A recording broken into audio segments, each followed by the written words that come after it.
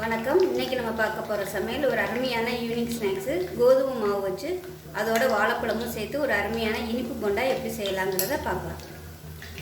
இப்போ ஒரு பவுல் எடுத்துக்கலாம். இதில் பார்த்திங்கன்னா 150 கிராம் சர்க்கரை எடுத்திருக்கேன். சர்க்கரை இல்லை வெல்லம் எதுனாலும் எடுத்துக்கலாம். இப்போ இதில் அரை டம்ளர் அளவுக்கு, அதாவது ஒரு 50 ml அளவுக்கு தண்ணி சேர்த்துக்கலாம். இப்போ இது கரையட்டும். இப்போ வேறு ஒரு பவுல் எடுத்திருக்கேன். நல்லா அகலமான பவுலாக எடுத்துக்கோங்க. இதில் மீடியம் சைஸாக ஒரு சின்ன வாழைப்பழம் எடுத்திருக்கேன். நல்லா கனிஞ்ச வாழைப்பழமாக எடுத்துக்கோங்க. இதை நல்லா மசிச்சு விட்டுக்கலாம் நம்ம. இப்போ இதில் இன்னொரு வாழைப்பழமும் சேர்த்துக்கிறேன். மீடியம் சைஸாக ஒன்று பத்தாத மாதிரி இருக்குது, அதனால் இன்னொன்று சேர்த்துருக்கேன். இப்போ இதையும் மசிச்சு விட்டுக்கலாம். இப்போ இதில் 250 கிராம் கோதுமை மாவு சேர்த்துக்கலாம். இப்போ இதில் 2 டேபிள் ஸ்பூன் ரவை சேர்த்துக்கலாம். 2 டேபிள் ஸ்பூன் அரிசி மாவு சேர்த்துக்கலாம். 1/4 டீஸ்பூன் பேக்கிங் சோடா சேர்த்துக்கலாம். ஒரு சிட்டிகை அளவுக்கு உப்பு சேர்த்துக்கலாம். இப்போ இதில் ஏலக்காய் விதை மட்டும் நச்சுட்டு சேர்த்துக்கலாம். இப்போ கரைச்ச வெல்லத்தை வடிகட்டிட்டு சேர்த்துக்கலாம்.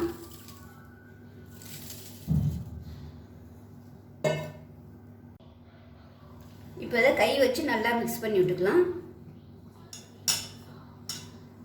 தண்ணி பத்தாத மாதிரி இருந்துச்சுன்னா கொஞ்சமாக ஊற்றிக்கலாம். இது இட்லி மாவு பதத்துக்கு இருக்கணும். ரொம்ப தண்ணியாக இல்லாமல் ரொம்பவும் கெட்டியாக இல்லாமல் அந்த அளவுக்கு பிசைஞ்சு எடுத்துக்கலாம். இப்போ பாருங்கள், இந்த அளவுக்கு கொஞ்சம் இலக்கமாக இருக்கணும். ரொம்பவும் தண்ணியாக இருக்கக்கூடாது. நம்ம எண்ணெயில் உருற பதத்துக்கு இருக்கணும். இப்போ இது ஒரு 10 நிமிஷம் ஊறட்டும். நம்ம போட்டிருக்க வெல்லம்னா அந்த மாவில் நல்லா கொஞ்சம் செட் ஆகணும். அது வரைக்கும் ஊறட்டும். இப்போ இது நல்லா ஊறிடுச்சு. இப்போ நம்ம எண்ணெயில் போட்டு சுட்டு எடுத்துக்கலாம். இப்போ எண்ணெய் நல்லா சூடாகிடுச்சு. கை நல்லா ஈரப்படுத்திக்கோங்க. ஈரப்படுத்திக்கிட்டு சின்ன சின்ன உருண்டையாக உருட்டி போட்டுக்கலாம். உங்களுக்கு எந்த சைஸுக்கு வேணுமோ நீங்கள் அதுக்கு தகுந்த மாதிரி உருட்டி போட்டுக்கலாம். எண்ணெய் புகையிற அளவுக்கு இருக்கக்கூடாது. ஏன்னா வெல்லம் சேர்த்துருக்கிறதுனால டக்குன்னு கரியிடும்.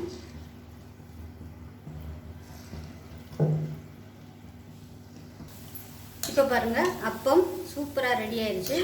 உங்களுக்கு வேணுன்னா நீங்கள் இந்த கலரில் எடுத்துக்கோங்க. இல்லை கொஞ்சம் லைட் ப்ரௌன் கலரில் வேணும்னா நீங்கள் அந்த மாதிரி எடுத்துக்கலாம். எனக்கு இந்த கலரில் இருந்தால் தான் பிடிக்கும். நான் அதனால் கொஞ்சம் நல்லா ப்ரௌனாக வேக விட்டு எடுத்துருக்கேன்.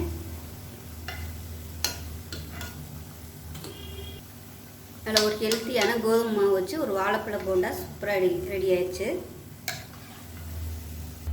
இப்போ இதே மாதிரியே மிச்சம் இருக்கிறதையும் நம்ம போட்டு எடுத்துக்கலாம். மாவு ரொம்ப கெட்டியாக இருந்துச்சுன்னா உங்களுக்கு போண்டா வர்றதும் ரொம்ப ஹார்டாக வரும். அதனால் கரெக்டாக மீடியமாக வச்சுக்கணும். ரொம்பவும் தண்ணியாக இல்லாமல் கெட்டியாகவும் இல்லாமல். இதில் இன்னும் பால் சேர்த்திங்கன்னா, தண்ணிக்கு பதிலாக பால் சேர்த்திங்கன்னா இன்னும் கொஞ்சம் நல்லா டேஸ்ட்டாக இருக்கும்.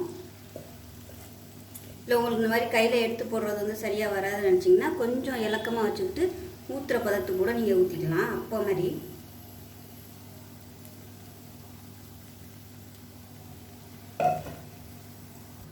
இப்போ பாருங்கள், நல்ல ஒரு அருமையான இனிப்பு போண்டா ரெடி ஆயிடுச்சு. ஸோ இதே மாதிரியே இதே அளவுகளோடு செஞ்சு பாருங்கள். செஞ்சு பார்த்துட்டு எப்படி வந்துச்சுங்கிறத சொல்லுங்கள். வீடியோ பிடிச்சிச்சின்னா லைக் பண்ணுங்கள், கமெண்ட் பண்ணுங்கள், சேனலை சப்ஸ்கிரைப் பண்ணுங்கள், பக்கத்தில் பெல் பட்டனையும் ப்ரெஸ் பண்ணுங்கள். நன்றி.